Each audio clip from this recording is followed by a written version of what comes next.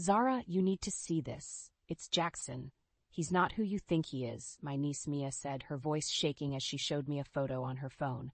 I stared in disbelief at the image. A candid shot of my husband Jackson with his arm around a tall blonde woman, laughing together at the airport. My stomach dropped. What? This can't be real, I said, my voice hollow. I snapped it yesterday when I was picking up my friend from her flight. I knew if I didn't show you, you'd never believe me, Aunt Zara, Mia replied. I felt sick with dread but tried to remain calm. Did you talk to him? Maybe it's just a misunderstanding. Mia shook her head. He didn't see me, but from how cozy they looked, I don't think it was just a friend. My mind reeled. Jackson and I had been married for 12 years. Was he really cheating on me? That night at dinner, I cautiously brought it up. Mia said she saw you with another woman at the airport yesterday, I began. Jackson laughed loudly, making me jump. Mia's got an active imagination, doesn't she? I picked up a client visiting from Dallas to show her a property. That's all. He scoffed. I searched his face for any hint of deception, but found none. Still, over the next few weeks, doubts plagued me. Jackson worked later, went on mysterious trips, and spent more time texting. One day, acting on impulse, I checked his pockets while doing laundry. In his crumpled pants was a hotel keycard and receipt for a suite at the Sebastian, downtown's most lavish hotel. Fueled by adrenaline, I grabbed my car keys. Time to learn the truth.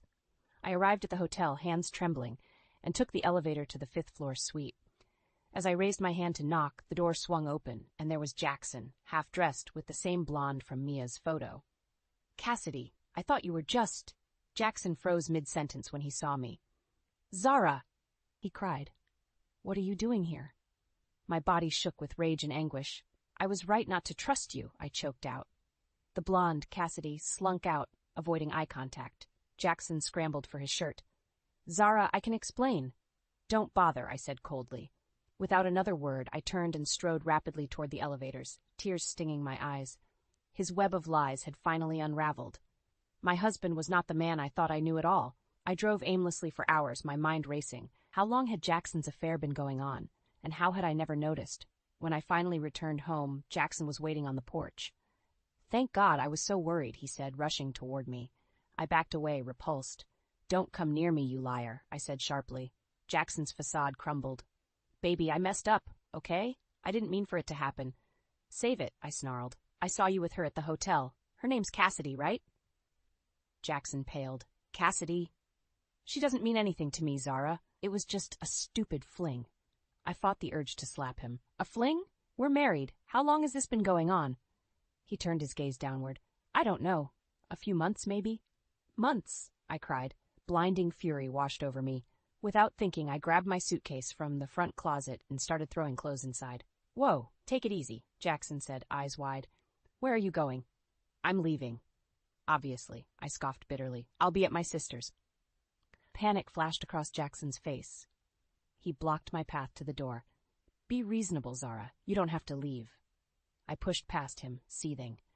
I won't stay under the same roof as a lying, cheating snake. Jackson chased me to my car. I said I was sorry. I'll end things with Cassidy, I swear. We can get counseling, move past this. I whirled around to face him one last time, tears stinging my eyes. The man I loved would never betray me like this. I don't know who you are anymore. Jackson, we're done. I peeled out of the driveway just as the tears began to fall, leaving Jackson helplessly shouting after me. My heart ached with grief and bitterness, but I refused to let him see me crumble. He wasn't worthy of my tears. Now I knew the painful truth about the stranger Jackson had become. It was time to pick myself back up. I spent the next few days at my sister Ivy's apartment trying to process it all. But my raging mind wouldn't rest. I had to know more, like how Jackson financed his sordid affair when we struggled to save money every month. I met my friend AJ, a tech wizard, for lunch. Can you track someone's credit card purchases without them knowing? I asked. His eyes widened. On the dark web, sure. This about Jackson? I nodded, steeling my nerves. Later, AJ sent me a list of expensive hotel charges over the past 4 months and jewelry purchases. Must be for his mistress, AJ noted. The reality sunk like a stone in my gut. Jackson hadn't just cheated. He'd spent a fortune on Cassidy behind my back. Fury simmered inside me. It was time to uncover the extent of my husband's betrayal. If he thought he could get away with it, he was dead wrong. A few days later, I bought hair dye, preppy clothes, and blue contact lenses, the perfect disguise to follow Jackson unnoticed. I told Ivy I needed to work, but really, I was parked outside Jackson's office, spying from a rental car. At noon, Jackson finally emerged, stopping at the florist. To my disgust, he exited carrying a massive bouquet of roses. He continued downtown, ducking into the Sebastian, the same hotel where I'd caught him with Cassidy. This time, instead of barging into their suite, I discreetly trailed Jackson to the bar where Cassidy waited in a slinky dress that likely cost more than my car. Jackson kissed her, grinning. My blood boiled. Just then, Jackson's phone rang. His face fell. "It's the hospital," he told Cassidy. "Let me take this outside." As Jackson hurried out, I seized the chance, sliding onto the bar stool beside Cassidy. She glanced at me, puzzled. "I know what you're doing with my husband," I said fiercely. Cassidy recoiled. "Excuse me? I don't even know you." "I'm Zara, Jackson's wife," I said coldly. Cassidy paled, speechless. Before she could respond, Jackson returned, ashen-faced. His eyes darted wildly between us. "Zara?" he croaked. "There's been an accident. My dad." He wavered on his feet. My anger evaporated, replaced by shock. Despite everything, I still cared for him once. I took his arm gently. "Come on," I said quietly. "Let's get you to the hospital." Cassidy backed away wordlessly into the crowd as I led Jackson outside, holding back my whirlwind of accusations, for now. At the hospital, Jackson collapsed into a chair, head in hands. "The nurse said Dad's car was hit by a drunk driver? He's in surgery now," Jackson choked out. My heart ached for him. I clasped his shoulder gently. "He'll pull through. Your dad's resilient." Jackson nodded wordlessly. Hours passed with no update. When the nurse finally appeared, her somber expression said it all. Jackson's dad hadn't made it. Jackson dissolved, sobbing uncontrollably. I held him close, letting his tears soak into my shirt. Despite Jackson's ghastly choices, he was still family. Over the next few days, as funeral arrangements were made, I supported Jackson quietly behind the scenes, putting my simmering fury on hold. The day of the funeral came, a small, mournful affair. After the burial, I drove Jackson back to his place so he could change for the wake. But when we pulled up, police swarmed the sidewalk. "What happened?" Jackson asked a cop. "Nasty wreck earlier. Speeding vehicle crashed into that tree. 2 people were critically injured." Dread filled my stomach. As the ambulance pulled away, I spotted a flash of blonde hair on the stretcher. Cassidy. Jackson blanched. He must have realized, too. We followed the police to the hospital and learned Cassidy had been driving Jackson's beloved vintage Mercedes, with Jackson in the passenger seat when she lost control. The officer shook his head. Witnesses said she raced through 2 red lights before crashing. We suspect drunk driving. The news stunned me. Jackson could have died cheating on me with Cassidy. Overwhelmed, I stepped aside to compose myself. A nurse approached with an evidence bag containing Jackson's damaged cell phone cracked from the wreck. "We can hold his personal effects until he's released," she offered gently. On impulse, I took the phone. "I'll handle it, thanks," I murmured. Once Jackson stabilized, they'd transfer him to a regular room. I had time to access his phone, to understand the full picture. I met my friend Ajay at his repair shop and handed him the phone. "Any chance you can get inside this to access text messages and photos?" "Shouldn't be an issue," Ajay said. Within the hour, he'd downloaded the data onto a disk. "I don't know what you're looking for, but seems like this guy's up to no good," Ajay warned. My hands trembled, imagining what secrets the disk held. "That's what I'm afraid of," I said gravely. Alone at home, I loaded the disk on my laptop with trembling hands. Photo after sorted photo filled the screen. Jackson and Cassidy entwined, wearing nothing. Receipts and texts arranging their trysts covered months. Even worse, screenshots showed Jackson transferring money from my personal account into his, thousands of dollars gone. I squeezed my eyes shut, tasting bile. The man I'd loved for 12 years had stolen my money to finance his affair, deceiving me at every turn. It was time to make Jackson face the truth and pay the price for his callous betrayal. Armed with the incriminating data from Jackson's phone, I set up a meeting with my lawyer, Carlos. He scanned through the evidence, eyebrows rising. "This is quite serious," Carlos said. "Illicit transfers from your personal account without permission constitutes fraud and theft. Combined with the affair, you have solid grounds for divorce." My chest tightened. After 12 years together, divorcing Jackson felt unreal. "Let's focus first on freezing your joint accounts before he empties them," Carlos continued. "I'll also file a temporary restraining order. When he's discharged, legally he cannot come near you or the home you share." I nodded, steeling my nerves. The cold machinations now seemed necessary. 2 days later, I sat rigidly in Carlos's tight office as he made the call, confronting Jackson over speakerphone. "Mr. Kent, I represent your wife, Zara. We have evidence here of fraud and infidelity. As of now, your joint accounts are frozen. You're also legally prohibited from approaching Miss Kent or your shared residence per the temporary restraining order issued this morning." The line went silent. Finally, Jackson sputtered in rage. "Who the hell do you think you are? You can't just lock me out." Carlos glanced at me. "The court order says otherwise, Mr. Kent. Will you comply, or shall I have officers waiting at your discharge?" "You betch," Jackson snarled. "You won't get away with this, Zara. That's my house, too." I flinched but kept my tone cool. "I'm done being your personal ATM, Jackson. Consider this the consequence of your actions." The call ended explosively, with Jackson hurling threats until nurses hauled him away. Shaken, I retreated home, now owned solely by me. For days, tension knotted my stomach as I awaited Jackson's next move. A week later, the doorbell rang. My eyes widened in alarm until I saw Jackson's sister Harper on the video feed. I swung the door open. "Harper, is everything okay?" She shifted on her feet.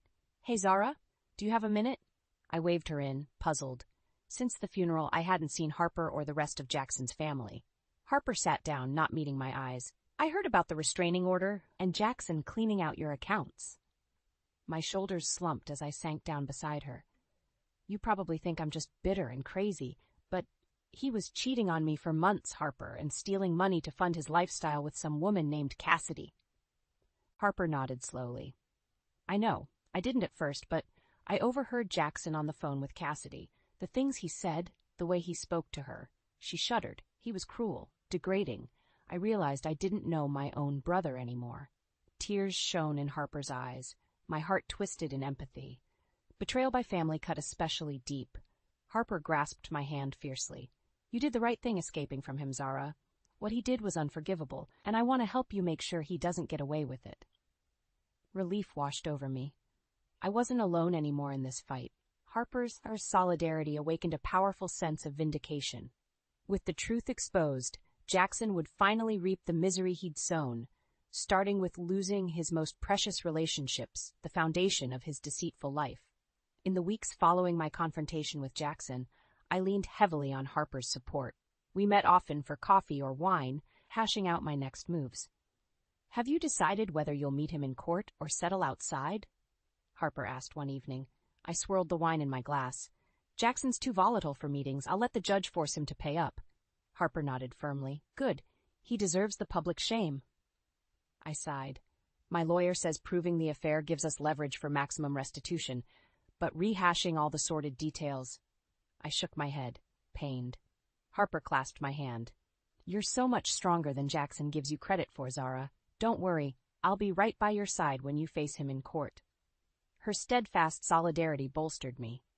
With Harper at my side, I could withstand Jackson's wrath long enough to expose his deceit in court. Financial restitution seemed hollow compared to what I'd lost, but hitting Jackson where it hurt most was the only path to justice. A few days before our hearing, Jackson shocked us both by showing up unannounced at my door, ignoring the restraining order. "Zara, please, can we talk about this?" he implored, clutching wilted flowers. Before I could react, Harper appeared behind me. "Get off this property before I call the police, Jackson," she threatened. Jackson's face darkened.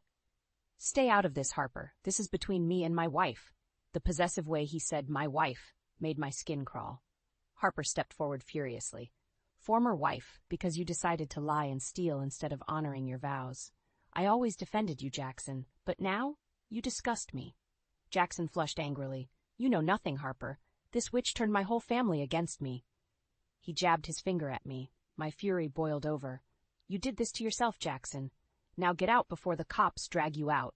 With a menacing glare, Jackson stormed off. I sagged in relief against Harper. Tomorrow, come hell or high water, my ex would get exactly what he deserved. At the courthouse, Harper squeezed my shoulder as we took our seats. I'm right here with you, she murmured. Across the aisle, Jackson sat alone, his eyes swollen and hair disheveled. For an instant, pity tempered my simmering vitriol. Then I remembered the trauma his lies inflicted, and my resolve strengthened. When the judge called my name, I strode forward steadily. I would walk out of here vindicated and finally free from Jackson's poisonous hold. Please describe for the court the events that led to today's hearing, the judge prompted gently. I steadied myself. I learned my husband Jackson was having an affair. When I confronted him, he promised to end things, but he continued sneaking around behind my back.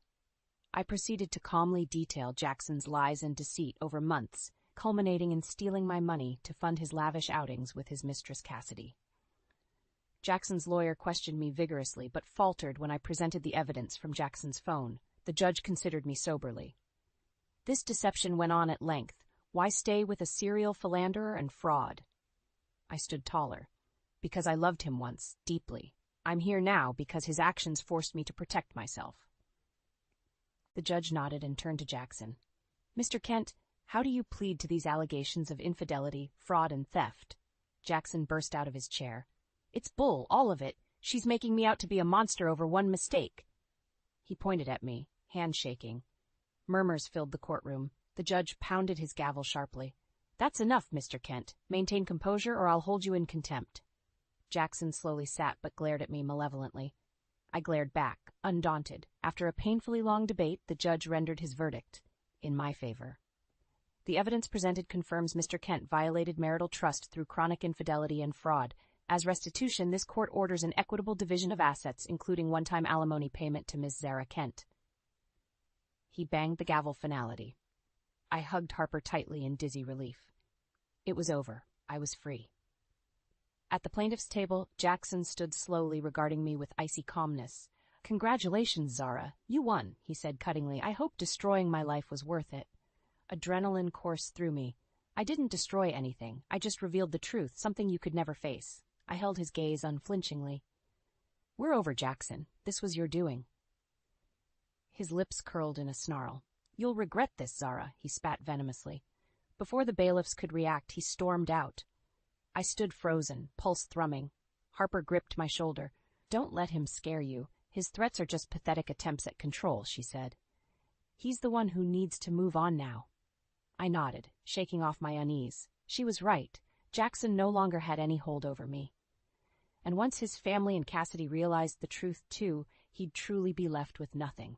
A fitting outcome for his cruelty. In the months following the trial, I finally felt I could breathe again. Jackson vanished from my life just as completely as our marriage had. Only Harper provided glimpses of his downward spiral. His girlfriend Cassidy left him when she found out about the money he owes you, Harper revealed over lunch one day. And without her bankrolling his lifestyle, he's scrambling. I shook my head. After all the warnings about her, now he's alone and struggling? Talk about karma. Harper smiled ruefully. Also, quite the scandal for his career. Clients dropped him when word of the lawsuits got around. While I took no pleasure in Jackson's misery, it was clear he deserved it. And the alimony checks he resentfully sent each month ensured I could rebuild my life. On my birthday a few months later, Harper stopped by with champagne and news. Cheers to your fresh start, we clinked glasses. I actually have an update on Jackson's current crash and burn, she added. I raised an eyebrow. His ruined career and relationships were already karmic payback. So get this, Harper continued, leaning in furtively. Jackson put his house on the market. He's so desperate for cash, he sold it way under value. My eyes widened. His dream house that he made me sacrifice for? Geez. Almost sheepishly, Harper went on. Well, funny you should mention sacrifice, because the buyer was Ray Hernandez. I nearly choked on my champagne. Ray? My ex that Jackson always hated? Harper nodded, grinning. Yep, Ray seized the chance to stick it to Jackson, and Jackson was apparently seething, but financial hands were tied. The irony was so absurd I burst out laughing. Jackson's precious house ending up with his nemesis Ray? You really couldn't make this stuff up. In his greed and dishonesty, Jackson had sabotaged everything stable in his life. Now all that remained was facing the music alone. And music never sounded sweeter. To good riddance, Harper cheered, raising her glass again triumphantly. The relief I'd yearned for was finally here. Freedom from Jackson's toxicity and lies. His bitterness over losing our old house to my ex was just icing on the cake of karma, now enjoying her sweet revenge. And I planned to relish every bite.